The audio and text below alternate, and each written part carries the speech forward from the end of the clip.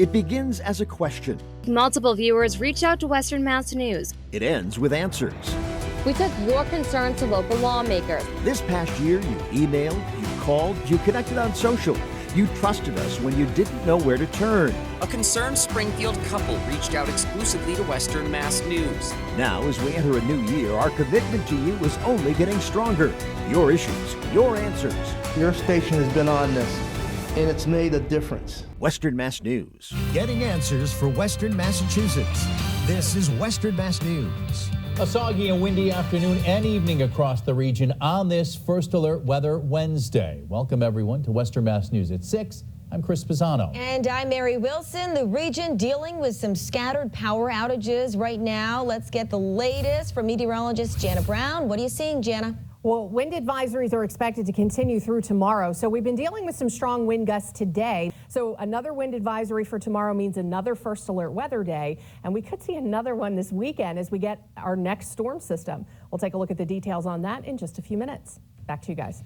Jana, thanks. We turn now to breaking news out of Chicopee, where another pedestrian was hit this afternoon on Chicopee Street. Western Mass News reporter Matt Satilli was first on the scene. He joins us live with more. Matt?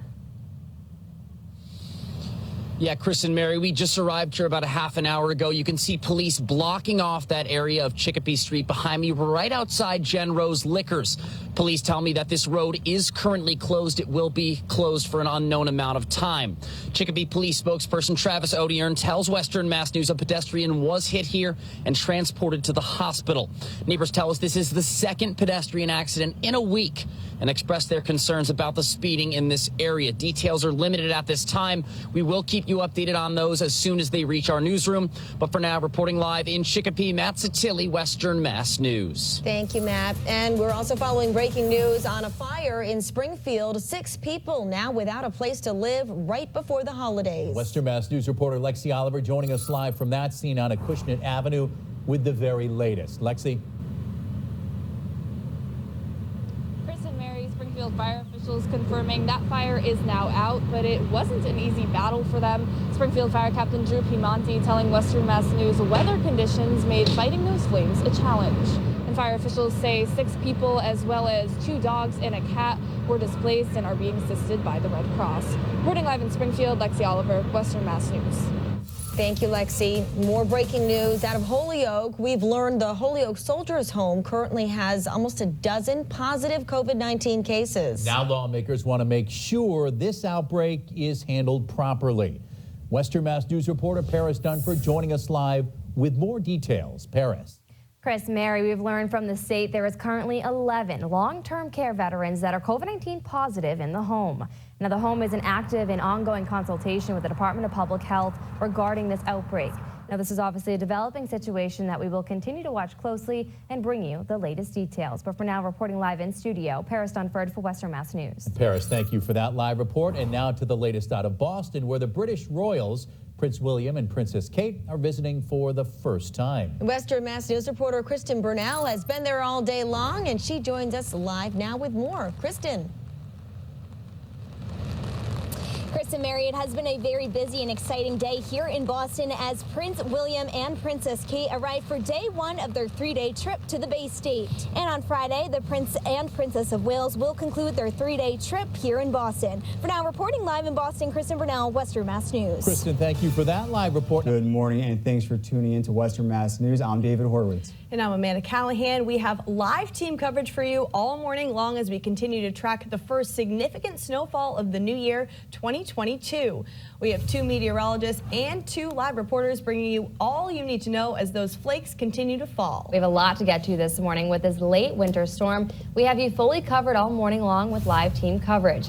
We have 2 meteorologists and 2 live reporters standing by monitoring conditions across Western Mass. Let's first kick things off with first warning meteorologist Dan Brown. Dan, what's today going to look like? All right. Well, it certainly was a tease on Wednesday, wasn't it? With temperatures in the 60s. And I know a lot of folks are probably like, you sure it's going to snow out on Friday? Western Mass News cares. And today we're focused on the people of Ukraine. We have 2 donation drives going on today, both here at our Western Mass studios in Springfield and at the Full Gospel Church in Westfield. We're going to begin in Westfield, where our morning team standing by. Mary Wilson, tell us how things are going so far. Well, Dave, the organizers say that they didn't even expect the magnitude of outpouring of support that they've seen here. It's just been wild. Okay, thank you, Mary. I'm joined by a member of the Full Gospel Church in Westfield, and this is Tanya. Tanya is one of the people donating, volunteering her time. Tanya, why do you think it's so important to be here with all these people giving to the people of Ukraine? And you're actually from Ukraine, so maybe that's part of why it's so important to you. Yeah, I definitely think it's important to give. We have so much here. We're so blessed. Hey, David. Yeah, not in studio. We were out here in the cold, in the snow, but we're at the studio where people have been lining up to come in. We have seen trucks full, carts full of medical supplies, bedding, children's clothes. We held a drop-off event yesterday at our station, collecting truckloads of essential items. Western Mass News reporter Reagan Locree has more following the final pickup this afternoon. A line of cars could be seen on Liberty Street in Springfield Wednesday, all waiting to drop off donations for Ukraine at our Western Mass News station. As the war in Europe continues, Western Mass News wanted to do something to help those fleeing Ukraine. So we teamed up with the Full Gospel Church in Westfield to hold a donation drive. This is just a fraction of the donations we received from our Western Mass News viewers during our drop-off event Wednesday. In this month's edition of Surprise Squad, a beloved teacher at Greenfield High School who is known for her leadership inside and out of the classroom receives the surprise of a lifetime. Well, we're headed to Greenfield High School this morning, and it is special for our special Surprise Squad today. Last school was Granby. They were loud. I hope you guys can be louder. We're gonna, can you? All right. So loud, in fact, they left the geometry teacher at Greenfield High School speechless.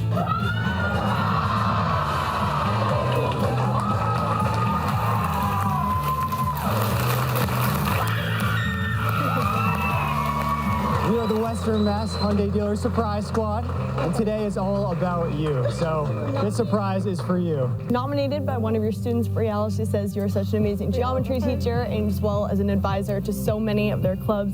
They really appreciate you and just so happy to give you something in return for all you give to all of them. Oh, that's so sweet. Brielle, who nominated Miss Mass, says she has created a culture that has changed their community. There's no other like Miss Mass. The arrest of Superintendent Clark expected to be discussed tonight and whether she'll keep her job. A Western Mass News reporter Paris Dunford continues our live team coverage with more from a school committee member who will be at that meeting. Paris. Chris, Jordan, that's right. We spoke with school committee member David Marisol, who will be at that meeting tonight. We spoke with him about his disappointment after hearing about Clark's arrest. Now he's hoping before that meeting that Clark hands in her resignation. News erupted throughout Chicopee. School Superintendent Lynn Clark arrested and charged by the FBI on Wednesday, accused of giving false statements. She's caused so much damage. Chris, Jordan, the school committee evaluated Superintendent Lynn Clark back in 2021. We were able to obtain that evaluation, which is mostly positive. However, one school committee member noted his concerns for the school system under Clark's leadership. Chicopee School Superintendent Lynn Clark was placed on administrative leave after being arrested by the FBI back on April 6. According to court documents, she allegedly sent 99 text messages that were threatening in nature to an unnamed candidate for police chief. That paperwork also states that Clark sent those text messages because she felt if that candidate became police chief, it could negatively impact Clark's position as superintendent. Clark, a longtime educator in the Chicopee Public Schools, was named superintendent in February of 2020. Western Mass News was able to obtain her first-year evaluation in 2021. Western Mass News is getting answers after a jury found the Greenfield Police Department discriminated against a black officer. Meanwhile, the police chief remains on the payroll. Now, city councilors are cutting the department's budget to send a message. It's very, very painful for everybody involved. Greenfield Mayor Roxanne Wiedegardner dealing with the fallout of a jury verdict in a racial discrimination lawsuit prompting budget cuts by the city council that the Greenfield Police Union claims will have a devastating impact on public safety and could include up to 8 police officers laid off, dismemberment of the Detective Bureau, elimination of community resource officers, 0 police coverage overnight, and elimination of the K-9 program. In May, a special jury in Hampshire County Superior Court found Police Chief Robert Haig Jr. and the department discriminated against former black officer Patrick Buchanan, denying him a promotion back in 2014 over racial animus. Mayor Wiedegardner placed Chief Haig on paid administrative leave shortly after. I don't have enough information yet to say whether I would ask Chief Haig to be removed or not. In response, Greenfield City Councilors slashing the police budget by $400,000, roughly the amount Buchanan was awarded in lost back wages and emotional distress. We should be firing the corrupt leadership, and we should be reducing the force. They acted to send a message, and that is not the basis upon which responsible people charged with governing make decisions. And every citizen in the city of Greenfield who relies on the police department should be angry. Greenfield's acting police chief denied our interview request, but the union says it will be 8 junior officers who lose their jobs, not top brass. These budget cuts and high gas prices prompting some immediate changes. Instead of 4 singly staffed cruisers out on the roads at a time, officers are doubling up, so there will only be 2 at a time, and the department says this could affect response time. The police union claims citizens, quote, will not be getting the response from specialty-trained officers in unattended deaths, adult and juvenile sexual assaults, missing persons, financial crimes, narcotics, and crime scene services. It's not a concern shared by City Councilor Jasper Lapiensky. I think there's not a cause for concern because we will be safer with less cops on the streets. Longtime Greenfield resident Susan Wergaftig says councilors use the only tool at their disposal, budgeting, to try and hold the chief and the department accountable. The town has not taken responsibility for this in any way. No one outside of the city councilors who have said this is a problem. Get rid of Chief Haig. But Mayor Wiedegardner, who inherited the suit when she became mayor in 2020, is not ready to do that. Police Chief Haig and the police department have, for the last whatever it's been, 7 or 8 years, have made great strides in both understanding what it means to govern or to police based on social justice issues and lack of discrimination or racism. The mayor says the trial may not have been fair and the decision could still be appealed. I believe the attorney and the insurance company when they say neither he nor the city got a fair shake. But Mayor Wiedegardner says racism has no place in the police department, and that's why she's called for an independent audit. We need to have an outside presence look at the police department and tell us, have we made great strides? What else do we need to do? But some residents aren't convinced. If it's just to whitewash the process and to make us all try to go away, that's not acceptable. The mayor says she's also considering starting a police commission that would have more oversight of the department. Can we do more? Clearly we have to do more. That was obvious, or is obvious now. In the second of our 4-part series on protecting your children, Western Mass News reporter Mary Wilson is digging deeper into the app's effect on teens. This sophomore class at Chicopee High School is hard at work on their Chromebooks. It's the only type of screen time they're allowed at school. I feel like crazy for saying this, but I actually really like it. Like at first I did not like the idea at all. I thought like my world was gonna end. The cell phone ban at Chicopee High School gives Juliana Gajek a break from scrolling on the most popular app among teens, TikTok, where young people can be sucked into a world of physical perfection. There's a bunch of like famous TikTokers that have like a bunch of money and they have all this like style and they like are skinny and stuff. So it's definitely really easy to compare them because you're definitely not as good as them. TikTok's algorithm keeps young people scrolling by tracking what they're watching and liking, then flooding them with more and more of it. So if a teen lingers on a TikTok about depression or weight loss, they can be pulled down a dangerous rabbit hole. It's hard sometimes to be scrolling on social media and you see these skinny, pretty girls with all the likes, and there's not a lot of people that look like me personally. So it kind of like messes with your head a little bit sometimes. In fact, this possible link between TikTok and teens' mental health is under investigation by Massachusetts Attorney General Maura Healey, with a focus on TikTok's methods of boosting engagement and time spent on the app. What did TikTok know? How did it design its algorithm? Did it know that it designed its algorithm in a way to make people watch for longer periods of time, especially our young people? And our strong belief is that they did. And the concern is they did that knowing that increased screen time among our teens is actually increasing real depression, anxiety, even suicidality. out there among our young people. A study by JAMA Pediatrics found that as screen time increased, so did adolescents' worry and stress. A lot of the time before bed, I'll just be laying there scrolling on TikTok, and then I look at the time and it's like 10:30, 11 o'clock. Green, who spends about 3 hours a day on TikTok, is part of the app's largest demographic, females ages 10 to 19, an age range when wellness content specialist Danielle Hill says self-esteem is still developing. So kids are comparing themselves to people that aren't real. They're looking at things. They're not paying attention to what they're doing in school. And I do think it affects their mental health. Kids ages 8 to 18 now spend an average of 7.5 hours a day in front of a screen. And students say increased use during the pandemic has affected them socially. I'm definitely more awkward because I didn't have social interaction for like a year or a year and a half.